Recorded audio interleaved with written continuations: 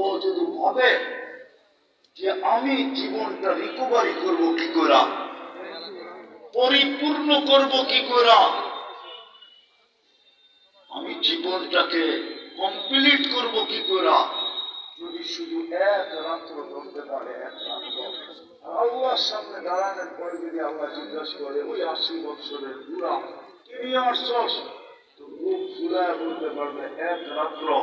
আল্লাহ যদি বলে বৎসরই তো 365টা রাত্র, এক রাত্রের কথা বলতেছে শুধু 80 বছরে, সে কোটি উত্তরে বলতে পারে কেন বলবো না।